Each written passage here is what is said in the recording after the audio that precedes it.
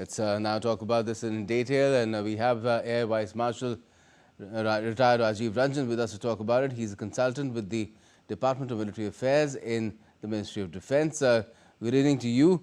Sir, now, if we distill down the CDS's views, is it fair to infer that homegrown drone and counter-drone systems are now among the central components of India's defence architecture? Absolutely, you are right to say that. Our homegrown drones, counter drone, along with the BrahMos, Akash missile, IACCS, Akash Tir, are the central to our defense strategy. And he also highlighted that drones were both evolutionary and revolutionary capabilities being brought to the armed forces, wherein evolution has been slow, but systems are becoming smaller, cost-effective, as well as lethal, and revolutionary in a manner that is changing the way we fight the war, our doctrine, and the tactics is evolving. He further highlighted the need of Atmanirbharta. Essentially, if you have your homegrown system, you give a surprise and ability of those drones and the systems around the clock. Right. Now, Operation Sindoor became a showcase for India's drone and counter-drone capabilities in the air. Now, where do we stand when it comes to using similar unmanned systems on land and in water? While aerial system has played a major role and captured the media and imagination of the people, but both land and maritime domain, unmanned system and the counter drone also played a crucial role. Insofar as land system are concerned, the vehicle-mounted counter drone, laser-based counter drone system, and a whole lot of drone system which were short ranges launched loiter munition. They were deployed, and also our upgraded L-70 gun to undertake the counter drone system.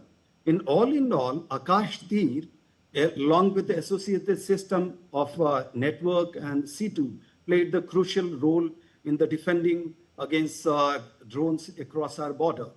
Insofar as maritime domain is concerned, a large number of development is taking place courtesy DRDO and startups, some of them underwater, over water, water skimming, and they didn't come in the media in the same manner.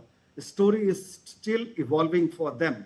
And hopefully, if in the future warfare, they would be visible tools of a national power. Well, kinetic and non-kinetic warfare has come into popular discourse in the aftermath of Operation Sindoor. Now, how critical is this distinction and the development, or rather the further development of this dual capability where India's geostrategic environment is concerned? So, while the drones are playing the crucial role in terms of both soft and hard kill, kinetic and non-kinetic means, the large number of investment from the government is happening in both the domain. And the large capabilities in terms of laser-based electronic warfare, cyber space, all these domains, they are bringing in non-kinetic means. Insofar as the kinetic is, you are getting manned, armed, loiter munitions in a big manner to transform the battlefield. Okay. Now, despite an unprecedented expansion in defense indigenization during the last 11 or so years, India remains the top arms importer in the world. Now, how soon is that likely to change? Yeah, government has taken a large initiatives in the last 10 to 15 years of time. While we were the major importers, but we are gradually becoming exporters of arms also. We have PLI schemes, the defense budget is going up, our exports have increased substantially in terms of from 2014 to now, it is climbed up by as much as 35%. When I look at the 10 years from 2004 to 14 and thereafter 14 onward, I see 21 to 25% rise in the export. So all this would be helping us to get away from importing and a buyer to becoming exporter. The example is that you have US, France, Philippines, Armenia, and just recently, even we have order of 2 lakhs of ballistic helmet from Singapore with our Indian industry. And I see that whole transformation uh, for the domestic industry. This year, I mean, we had last year business of 1.75 lakh crore production by the defense industry. So eventually, in next 5 to 7 years, I see that completely the things would transform from being importer to exporter. Yes, from the data that I have, sir, it says that India's defense exports have hit 21,083 crore rupees in FY 23-24, and that's an expansion of 30 times in a decade. Now, to my next question, is the experience of Operation Sindoor also making India recalibrate its mix of military needs and leading to a rebalancing of its defense imports as well? Absolutely, absolutely. With each operation, we learn and transform our procurement strategy, warfighting doctrines, training pattern, and lots of new generation technologies are coming in.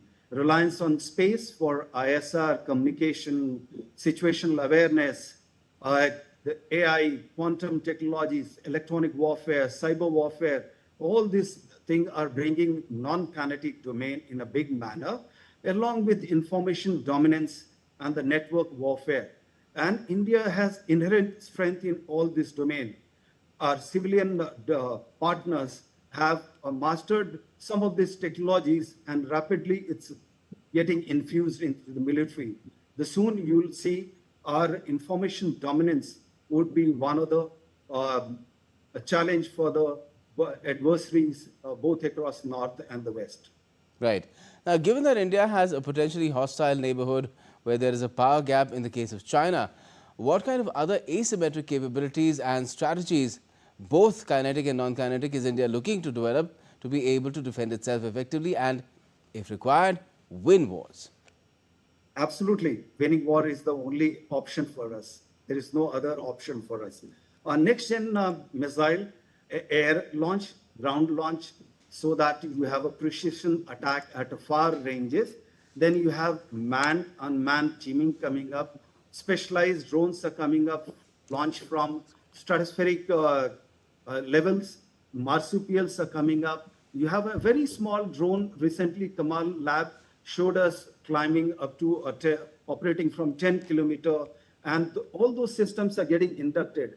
Some of the counter drones, laser-based, directed energy, are getting developed and more powerful. They are being made. Our air defense system are becoming mobile and much more integrated, multi-layered, so that we eventually achieve something akin to A to AD concept, anti-access area denial concept, which Chinese and the Russians are talking of. We have a growth in electronic warfare and other domain, as I said earlier, space, cyber, quantum, AI, information dominance, and multi-domain warfare is becoming reality. This is the time what you saw with the CDS bringing all the three services together. Essentially, he became the Sutradhar to bring the flowers together to create a unique garland so that the victory is on our side. And let me ask you, before I let you go, that ultimately wars are won by putting boots on the ground. And where the unmanned scenario here is concerned, where do you think, what is the status right now in terms of the use of robotics in land warfare? Is that something, is that a scenario that you see happening, unfolding in a few years from now? And will India be among the first countries to do it? Because no one in the world has done it as yet. Absolutely. We are talking of man-unmanned teaming in the air, but it's also happening on the land and maritime domain. A large number of unmanned robotics drones for the land operations are being developed. One of the most humanoids as well. Yes, even the robotics load carrier with rifle guns, with mines, IISC, and some of the startups have developed. and they have been already been tested in high altitude and both the desert trains. Even And they combat have humanoid come- drones? Yeah, absolutely. There are four-legged, basically, drones that we have done. Humanoid drones still some way to go, and some successes happen wherein ISRO has pitched in. Some of those guys will go into the next Chandrayaan and missions also. All right. Okay. So more development and revolution set to unfold as far as the drone space is concerned, and India will be at the forefront of it, is what we can hear, subliminally spelt out for all of us. Thank you so much for talking about it with us tonight, Air Vice Marshal Rajiv Ranjan.